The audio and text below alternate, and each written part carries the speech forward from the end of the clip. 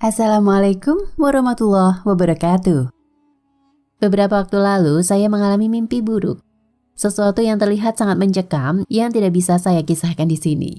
Beranjak dari hal tersebut, saya mencari tahu untuk menganalisis tentang sebab musabab mimpi. Khususnya mimpi buruk ditinjau dari sudut pandang ilmiah dan keyakinan.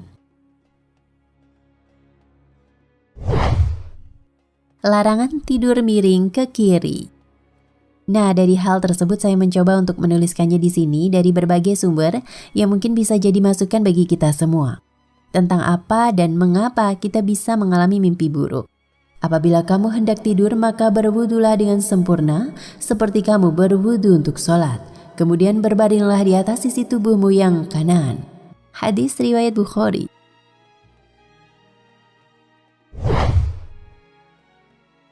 Kaitan mimpi buruk dan tidur miring ke kiri. Tidur nyenyak penting untuk kesehatan fisik. Tidur menjaga kondisi jantung seseorang tetap sehat dan membantu memperbaiki sistem pembuluh darah. Namun tidur bukanlah satu-satunya faktor dalam kesehatan seseorang.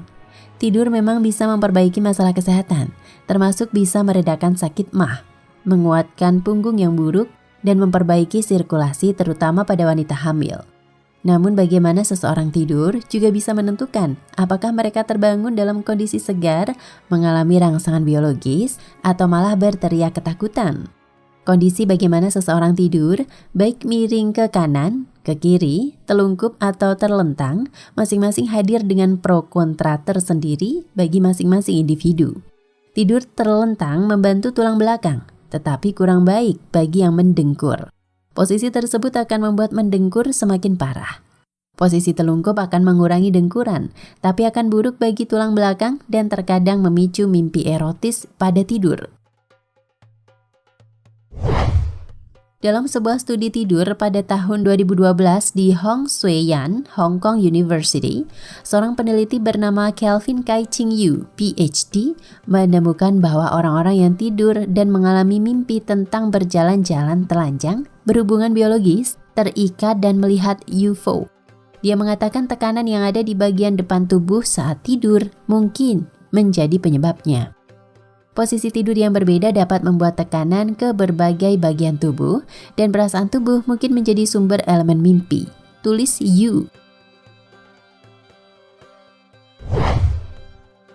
Tidur miring ke kiri dipercaya membawa beberapa manfaat kesehatan, namun juga menyebabkan mimpi buruk.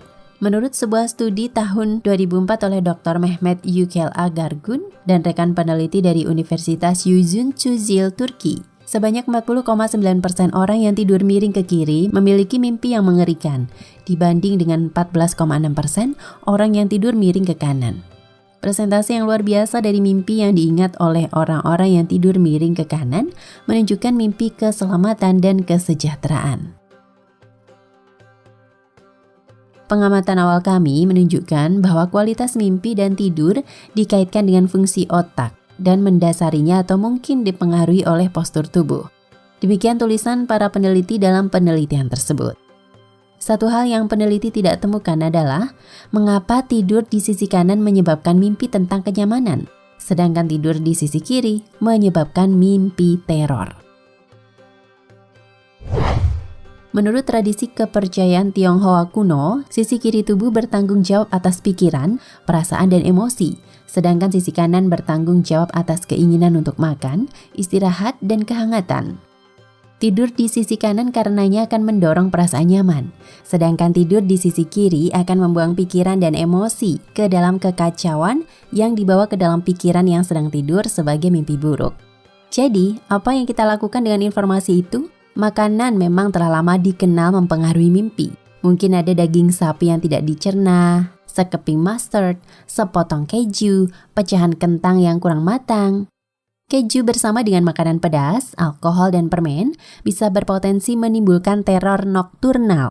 Jadi jika Anda berjiwa petualang dan ingin melihat apa yang terjadi pada diri sendiri dan menyukai teror dalam mimpi, Anda bisa mencoba makan sepiring makanan pedas dan tidur di sisi kiri Anda. Mungkin Anda akan mengalami mimpi buruk.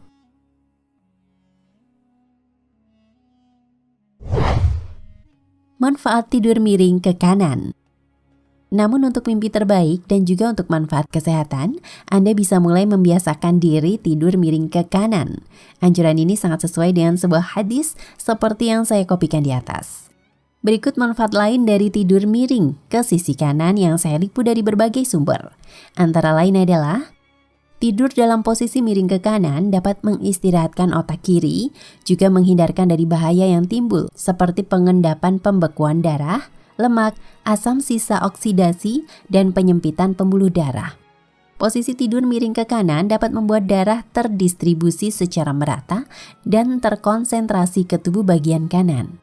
Membuat aliran darah yang masuk dan keluar jantung lebih melambat sehingga denyut jantung lebih lambat dan tekanan darah akan menurun.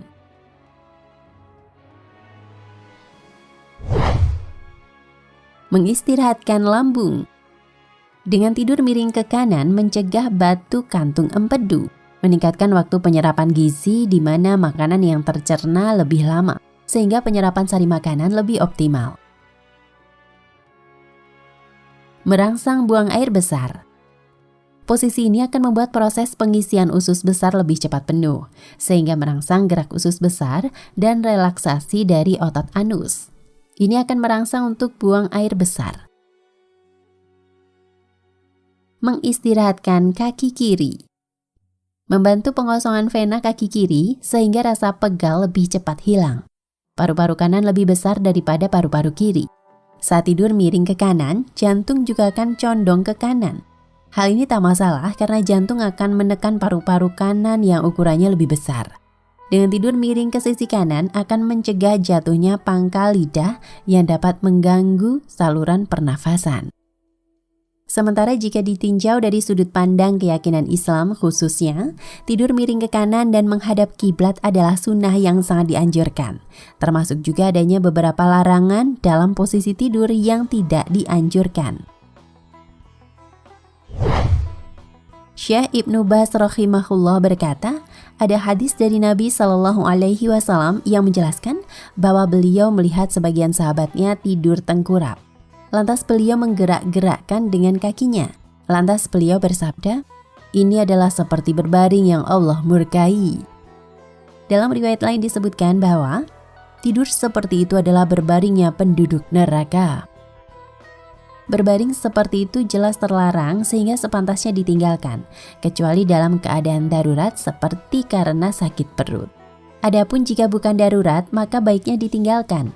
Minimal tidur seperti itu dihukumi terlarang atau makruh.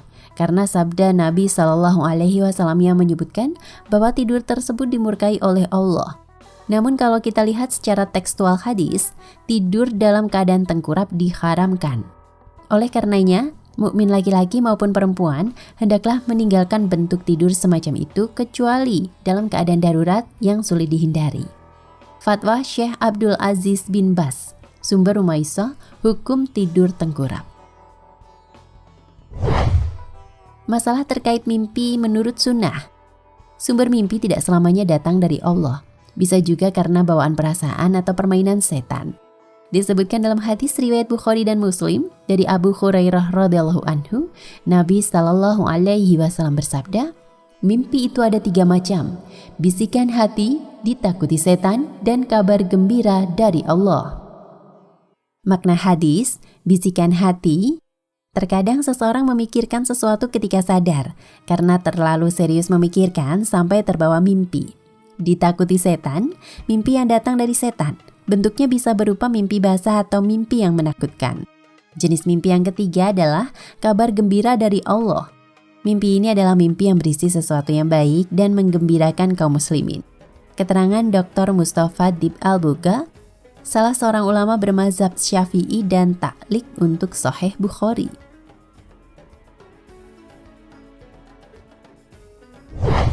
Kedua, mimpi buruk berasal dari setan. Dari jenis mimpi di atas, mimpi buruk termasuk salah satu permainan setan kepada Bani Adam. Mereka ingin menakut-nakuti manusia. Nabi SAW melarang kita menceritakan mimpi buruk kepada siapapun. Dari Jabir radhiyallahu anhu, ada seorang Arab Badui datang menemui Nabi, kemudian bertanya, "Ya Rasulullah, aku bermimpi kepalaku dipenggal, lalu menggelinding, kemudian aku berlari kencang mengejarnya." Nabi Shallallahu Alaihi Wasallam bersabda kepada orang tersebut, "Jangan kau ceritakan kepada orang lain ulah setan yang mempermainkan dirimu di alam mimpi." Setelah kejadian itu, aku mendengar Nabi menyampaikan dalam salah satu khutbahnya, "Janganlah kalian menceritakan ulah setan yang mempermainkan dirinya dalam alam mimpi." Hadis riwayat Muslim.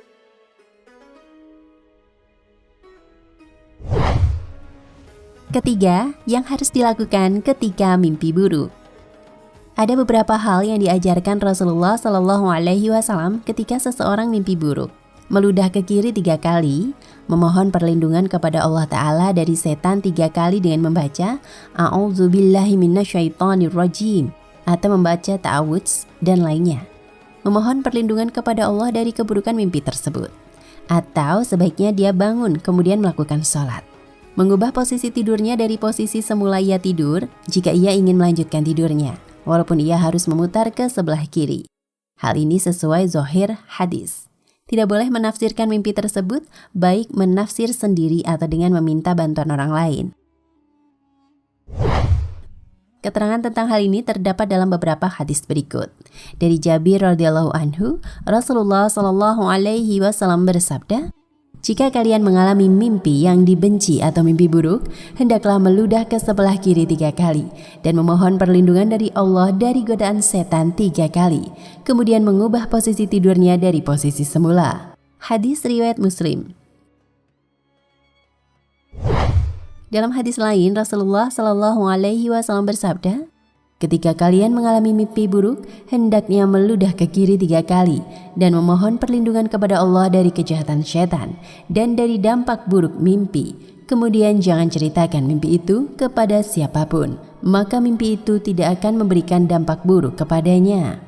Hadis riwayat Muslim. Abu Qatadah, perawi hadis, mengatakan, "Sesungguhnya saya pernah bermimpi yang saya rasa lebih berat daripada gunung. Setelah aku mendengar hadis ini, aku tidak peduli mimpi tersebut." Dalam hadis lain, Rasulullah Shallallahu Alaihi Wasallam bersabda, "Mimpi itu ada 3, mimpi yang benar, mimpi bisikan perasaan, dan mimpi ditakut-takuti setan. Barang siapa bermimpi yang tidak disukainya atau mimpi buruk, hendaklah dia melaksanakan sholat." Hadis riwayat At-Tirmizi dan disahihkan Al-Albani. Rujukan konsultasi syariah masalah mimpi buruk. Semoga bermanfaat. Nah pemirsa Ensiklopedia Al-Fatih, sampai di sini perjumpaan kita kali ini. Semoga menginspirasi.